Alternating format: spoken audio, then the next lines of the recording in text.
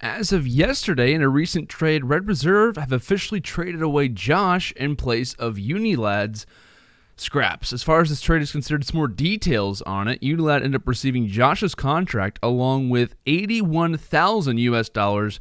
Of course, in the British pounds, that's 60,000 pounds, along with Red Reserve receiving Skrapz. So essentially in this trade, right, Unilad, they get Josh's contract, at least the ability to control his contract, and Red Reserve end up, of course, like I said, getting Skrapz. But like the major payday that Unilad gets out of this is actually pretty insane. I know a lot of people were kind of speculating, saying, well, Josh, is he actually on the team? Red Reserve didn't announce that. Really, we're not going to be diving into the outside stuff. That's just what I have heard and what I've been told is actually going, that what really did take place was that a trade did happen. But we're going to be specifically talking about Red Reserve and really kind of going on with what Skrapz, like what his kind of overall role in this team is going to be. Like, what I mean, the overall kind of speculation of this trade goes to show that, okay, Europe, they realize, hey, we struggled. We had some problems at CWL Seattle. That's incredibly evident, but this is one of the organizations who's wanting to make that ability to be the best team in Europe and to really compete for a title. As far as some more details on this trade, because of course Red Reserve's team now consists of Rated, Zero, Joe, and Skrapz. The original plan was for this exact same trade to go through. From what I had heard, it seemed as if Unilad wasn't getting offered enough money for Skrapz, so Splice then enters into the picture, enters into the conversation, then they kind of want Skrapz. So it kind of went back and forth as far as the trade is considered. We saw how the entire process was very inconsistent, at least from tweets that we saw from Skrapz.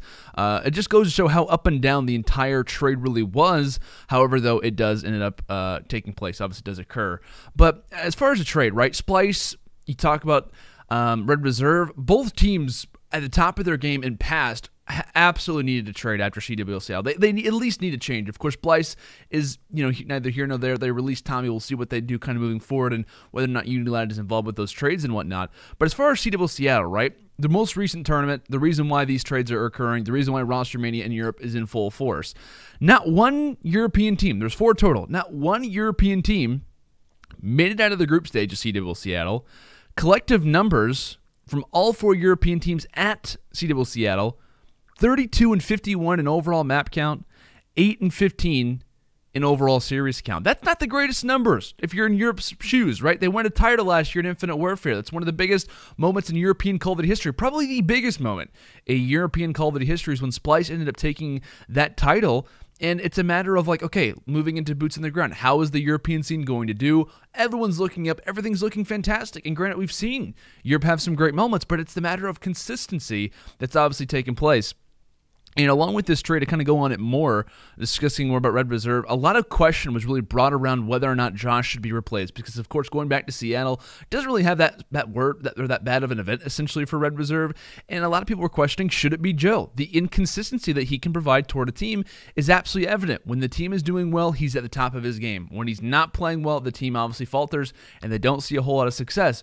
So when you're really looking at this, the addition of Skrapz, what's a better addition than having a veteran like Josh really kind of cater to having a new addition onto the team? Because when you look at the new Red Reserve lineup, there's a lot of personalities, a lot of potential clicks, or, just a lot of potential issues that could form with this team. And I personally, I'm looking at it and I'm like, it'd be awesome to have Josh in this lineup to kind of orchestrate things to make it seem, right, as if things aren't as, pressure-filled, because you have such solid players. Some of the best players in all of Europe in their respective roles are now on the exact same team. So, but I feel like as far as the addition of Skrapz, I mean, I think it's fair to say a lot of pressure now put on his shoulders through his tweets that he's built up quite a bit of a hype around this situation.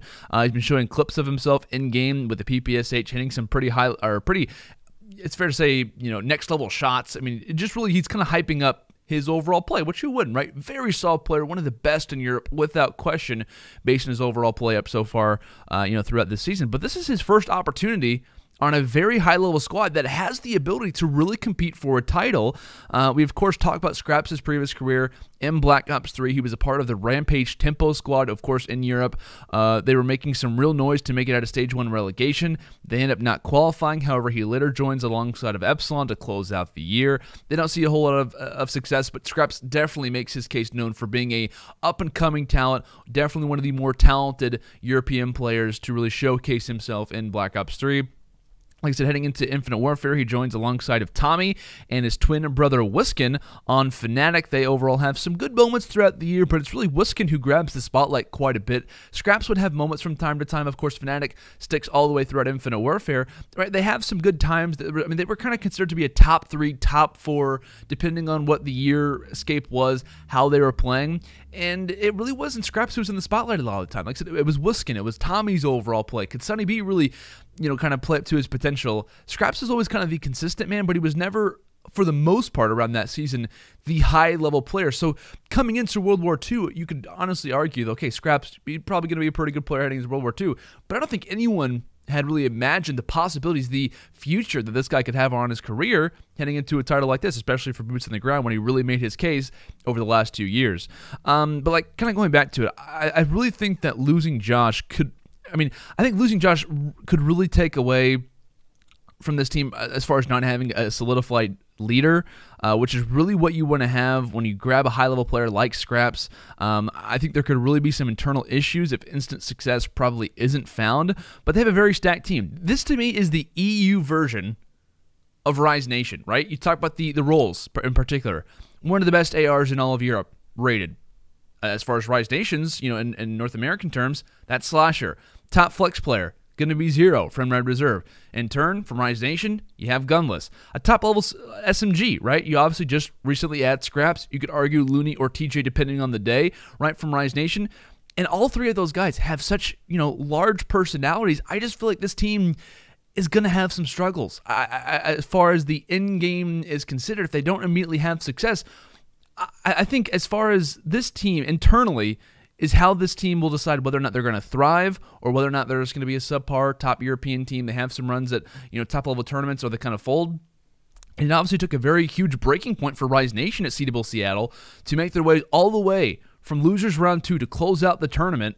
And, of course, that was one of the most dominant runs, probably the greatest losers bracket run in Call of Duty history. But it took them basically at their breaking point of just starting a new team. They just pick up a high-level assault rifle player in Slasher when they already had a pretty decent player in himself, which you could argue is a similar situation, granted not to the exact same extent. That's kind of what Red Reserve is doing in this situation. Josh by no means is a bad player, right? And I think he adds a lot to this team as far as in-game leadership is considered, which of course we could talk about all day. But they're really losing a huge kind of piece of their team who works very well as far as chemistry is considered. And of course, I'm not in the comms. I'm not in the calls, the in-game communication with these guys. Of course, decisions come where they may.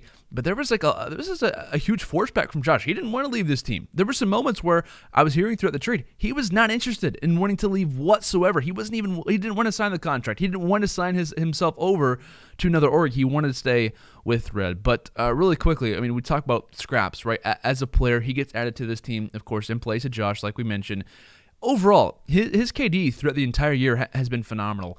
Overall average so far throughout World War II is a 1.09. At Dallas, 1.15, NOLA 1.18. He's kind of around that 1.1 range quite a bit of the time, excluding Birmingham. But he screams consistency, and that's what I think is really going to help out this Red Reserve lineup for the most part. But this is going to show the importance of roles versus pure slaying talent right now. World War II, you talk about how important Search and Destroy is. Skrapz, a very good player at that as well. But really, when you look at this team, right, Red Reserve now, looking at them in hindsight, they substitute out a player who is there for chemistry, who is there for in-game leadership, and they just bring in more slaying talent. I don't think that Skrapz is going to be the in-game leader for this team quite a bit of the time. So this is a perfect instance to really see, hey, you're kind of subbing out the chemistry, and you're bringing in just top-level slaying. Is it going to work in a boots-on-the-ground title? And Jetpacks, it worked phenomenal, right? Get the 4 best slayers. As long as they can just talk to each other and not be mutes, they're going to see success. They're going to make some runs. How does it work now in the Boots on the Ground title, where Search and Destroy seems to be the main vein of how teams are having success? As far as Red Reserve, I really think that they have the ability to decide how good they can be. I think it's all going to be related to their in-game leadership and their chemistry. It's going to be difficult to work out off the start, and I think if they don't have early success, it could be a little bit shaky, but Rise Nation is going to show, at least as far as the NA side, which I think is a fair comparison, that they can have success, they can win titles, and I think based on how the rest of Europe goes on with RosterMania, this is going to be difficult to compete with this team on a pure slaying basis. You talk about Skrapz, you talk about Zero, you talk about Rated. those three guys, man, they can put up some numbers, and it's going to be interesting to see how the other European squads and how the other North American teams, once RosterMania, kind of comes to an end, once the smoke starts to dissipate, how they're going to deal with this top-level team, because it's not going to be easy by any means. So I'm really looking forward to see how Red Reserve can perform with a new addition, of course, of Skrapz.